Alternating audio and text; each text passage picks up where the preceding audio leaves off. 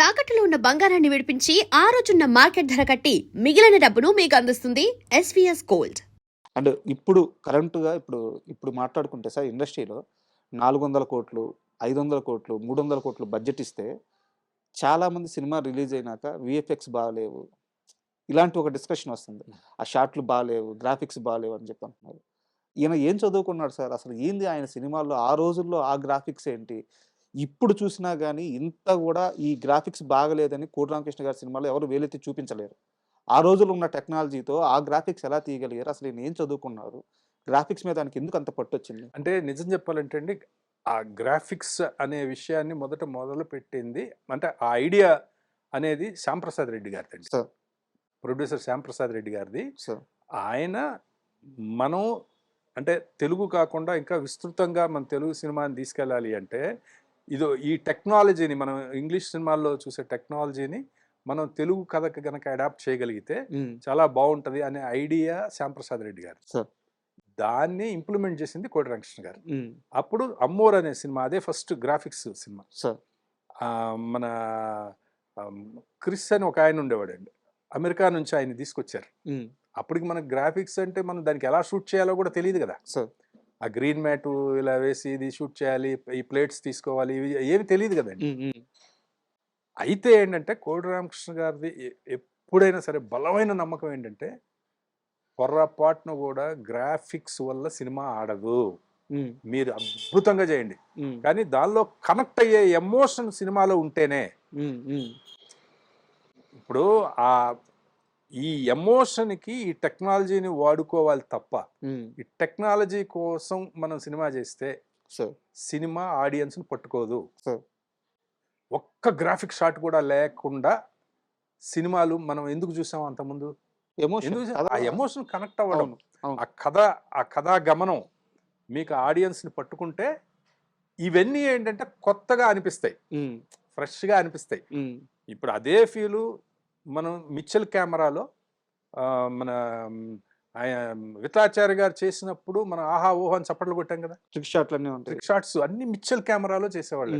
అవన్నీ trick photography. Ravikanth నాగాయిచ్ గారు ఎంత అద్భుతంగా ఉంటాయి. వాటికన్నిటికి ఎందుకు కనెక్ట్ అయ్యాం మనం అంటే ఆ ముందున్న కథా గమనం, ఆ ఎమోషన్స్ అవన్నీ ఉన్నాయి కాబట్టి. ఇప్పుడు రావణాసురుడు అలా వీరాభిమన్యు సినిమాలో, బ్లాక్ అండ్ వైట్ సినిమాలో కుంభకర్ణుడు అలా పడుకొని ఉంటే ఇంత ఉంటారండి, లిల్లీ పుట్స్ లాగా ఇంత ఉంటారు సైనికులు. వాళ్ళందరూ నిద్రపోతుంటే నిచ్చెలు వేసుకుని ఎక్కి పైన ముక్కు మీద వాటి మీద సోలాలు పెట్టి పొడుస్తుంటారు. చాలా మంది సిపాయిలందరూ పొడుస్తూ ఉంటారు లేపడానికి. అది చూసి ఆహా ఓహో అని మనం అనుకున్నాం కదా. అంటే ఆ కంటెంట్లో ఉన్న ఇదండి. కంటెంట్ లేకుండా మీరు ఎంత అద్భుతమైన గ్రాఫిక్స్ పెట్టినా అసలు సినిమాలు చూడరండి, చూడరు. ఒకవేళ గ్రాఫిక్స్ బాగోకపోయినా ఆ కథా గమనం, ఆ స్క్రీన్ ప్లేలో మీరు ఆడియన్ని పట్టుకున్న విధానం కనుక గొప్పగా ఉంటే, ఆ ఎమోషన్ కనుక వర్కౌట్ అయితే, ఒకటి అరా గ్రాఫిక్స్ బాగోపోయినా ప్రేక్షకులు క్షమించేస్తారు. ఆయన దీన్ని ఎమోషన్ నమ్ముతారు, ఓకే 100%. బట్ ఈ గ్రాఫిక్స్ని వేరే రేంజ్కి తీసుకెళ్ళిపోయారు ఆ రోజుల్లో. అది కూడా అవునండి. సార్ నాకు తెలియకే అడుగుతున్నాను, అమ్మోరు సినిమా అప్పటికే మీ జర్నీ ఏంటి సార్? అక్కడ అమ్మోరు సినిమా అప్పుడు నేను ఉన్నానండి, కానీ ఆ పిక్చర్కి నేను వర్క్ చేయలేదు. నేను దేవి సినిమాకి వర్క్ చేశాను. ఓకే. ఆ సెకండ్ ఫిల్మ్ దేవి పిక్చర్కి నేను కో డైరెక్టర్. ఓకే. ఆ పిక్చర్ అంతా గ్రాఫిక్సే కదా. ఆ గ్రాఫిక్స్ అన్ని అంటే అమ్మోరు అప్పటికి ఇక్కడ గ్రాఫిక్స్ చేసేవాళ్ళు లేరండి. అప్పుడంతా అమెరికాలో అక్కడక్కడ చేసిన గ్రాఫిక్స్ అవి. దేవి సినిమాకి వచ్చేటప్పటికి బాంబేలో, చెన్నైలో కొద్దిగా వచ్చారు. ఓకే. ఇప్పుడు దేవి పిక్చర్ చేసిందంతా ఇక్కడేనండి.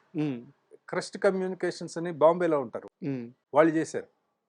మరి ఎంత అద్భుతంగా చేశారు అంటే ఆ ఎమోషన్ అండి. అక్కడికి వచ్చేటప్పటికి ఇంత ఎమోషన్ని క్రియేట్ చేసి అక్కడ అలా 10 తల పాము వచ్చింది అనుకోండి, ఆ గూస్ బంప్స్ వస్తాయి. ఈ ముందు అంతా ఏమి లేకుండా పేలవంగా వచ్చి మీకు పాము వచ్చినా అది బొమ్మలా ఉంటుంది. అది ఖచ్చితంగా ఫాలో అయ్యేవారండి కోటి రామకృష్ణ గారు.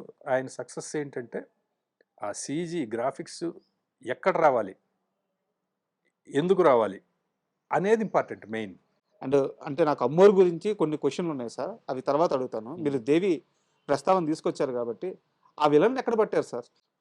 ఆయన అంత హైట్ ఉంటాడు ఆ విలన్ యాక్చువల్ గా అతని పేరు అబూ సలీం అండి. సార్. అబూ సలీం అని అతను మన కేరళలో ఒక ఎస్ఐ.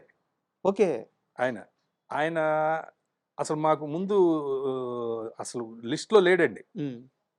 ఒక ఎక్కడో ఆఫ్రికాలోనో ఎక్కడో ఒక ఉండే ఆయన్ని ఎంఎస్ రాజు గారు తీసుకొచ్చారు ఫస్ట్ ఆ క్యారెక్టర్ కి. హైట్ గీట్ మంచి పర్సనాలిటీ ఉండి అతనికి ఆ గెటప్ వేసి చూసాం కానీ అతనికి ఒక్క ముక్క కూడా తెలుగు రాదు. అతను దాన్ని పట్టుకోలేకపోతున్నాడు ఏం చెప్పినా కూడా. ఒకవేళ ఎవరైనా అది ఇటు ఇంగ్లీష్ లో ఎక్కడ ఎక్స్ప్లెయిన్ చేసినా పట్టుకోలేకపోతున్నాడు. తర్వాత మరి అతను వెళ్ళిపోయాడు, షూట్ చేయలేదు, ఊరికే ముందు చూడడమే. వెళ్ళిపోయిన తర్వాత మేము షూటింగ్కి వెళ్ళిపోయాం వైజాగ్కి. విలన్ ఎవరు ఫిక్స్ అవ్వలేదు. అందులో కొత్త హీరో సిజ్జు, తను మలయాళీ యాక్చువల్గా. అప్పుడు ఒక పిక్చర్లో శరత్ కుమార్ గారి పిక్చర్లో పక్కన ఉన్న ఒక ఫ్రెండ్స్ క్యారెక్టర్లలో 4 క్యారెక్టర్లలో ఏదో ఒక స్టూడెంట్ లీడర్గా చేశాడు అతను తమిళ పిక్చర్లో. ఇతను ఎవరో బాగున్నాడే అని పికప్ చేసినాడు సిజ్జు. ఓకే. సరే అతను హీరోగా చేస్తున్నాడు. ఒకసారి ఏంటంటే అతని దగ్గర చిన్న ఆల్బమ్ ఉంది, ఫోటో ఆల్బమ్. ఆ సిజ్జు అజ్జు అని 2 బ్రదర్స్ అనమాట. వాళ్ళిద్దరు వచ్చేవాళ్ళు షూటింగ్కి. వాళ్ళు ఒకసారి ఆల్బమ్ చూపించారు. ఆ ఆల్బంలో తిరగేస్తుంటే ఈయనున్నాడు, ఈ బాడీ బిల్డర్ కూడా వాళ్ళ ఫొటోస్లో ఉన్నాడు. ఎవరు ఈయన అంటే మాకు ఫ్రెండ్ అండి, కేరళలో ఉంటాడు, ఈయన ఎస్ఐగా చేస్తున్నాడు, సబ్ ఇన్స్పెక్టర్ ఈయన అని చెప్పారు. ఇతను యాక్ట్ చేస్తాడంటే అతనికి చిన్న ఇది ఉందండి, చిన్న వేషాలు చేస్తుంటాడు అప్పుడప్పుడు సినిమాల్లో, బట్ ఇంట్రెస్ట్ ఉందండి, మరి ఇంత పెద్ద క్యారెక్టర్ చేయగలుగుతాడా లేదా తెలియదు అని అంటే, అవన్నీ ఏముండవు ఇక్కడ, ఇది రామకృష్ణ స్కూల్ ఇక్కడ, ఇక్కడ ఎవరైనా యాక్టరే అని చెప్పి వెంటనే అది చూసి డైరెక్టర్ గారు వెంటనే పిలిపించండి అంటే అతన్ని పిలిపించారు. మాకు అప్పటి వరకు టెన్షన్ గా ఉండేది, ఎందుకంటే షెడ్యూల్లో మేము వేసేసుకుని ఉన్నాం. రేపు అడు విలన్ కావాలి, విలన్ ఎవడో తెలియదు, ఇంకో 4 రోజుల్లో షూటింగ్ చేయాలి, ఈ రోజు వరకు వెళ్ళిపోవడో తెలియదు. మాకు అక్కడ అలాగే ఉండేదండి. క్యారెక్టరైజేషన్ అయితే ఉంది, ఇంత ఎత్తు ఉండాలి, ఇలా ఉండాలి, అవన్నీ ఉన్నాయి. మనిషి దొరకట్లా. మనిషి ఇంకా చూద్దాం కొత్త వాళ్ళని పెట్టాలని. అప్పుడు అతను వచ్చాడు. అతను వస్తే షర్ట్ ఇప్పితే మంచి బాడీ బిల్డర్, అది బాగున్నాడు. ఇంకా అతని కాంటాక్ట్ లెన్స్ అవి పెట్టి, విగ్గు పెట్టి, అతనికి తెలుగు అనేది ఒక ముక్క రాదు. అతనితో పెద్ద పెద్ద డైలాగులు, అవన్నీ బాగా అట్లా. ఎంత సార్ అతని హైట్? అప్పుడు హైట్ అతను ఇప్పుడు 6 feet లోపే ఉంటాడండి, అంతకంటే ఎక్కువే ఉండడు. మరి అంత హైట్ చూపించారు అంటే అది ఫోటోగ్రఫీలోనే. అంటే అతను ఆ వాటర్ లోంచి అలా రావడం, అంటే మీకు అంత భారీగా అట్లా కనిపిస్తాడు ఆ సినిమాలో. దానికి మన రవి డబ్బింగ్, మన బొమ్మాళి రవి, దాంతో అట్లా. And for more videos, please subscribe to iDream. Please subscribe to iDream. Please subscribe iDream. And please subscribe to iDream. For more videos, subscribe to iDream. please like, share and subscribe to the channel. Congratulations, iDream. Subscribe to iDream. Subscribe to iDream. So subscribe to iDream Media. iDream ki iDream team andarki huge congratulations. Please subscribe iDream Media. Please subscribe to iDream. Subscribe iDream. Please subscribe to iDream. iDream అంటే నా కళల channel subscribe చేసుకున్న నోరు తిరుగుతలేదు, మీరైతే గంట గుర్తు కొట్టండి. For more such videos, please subscribe to iDream.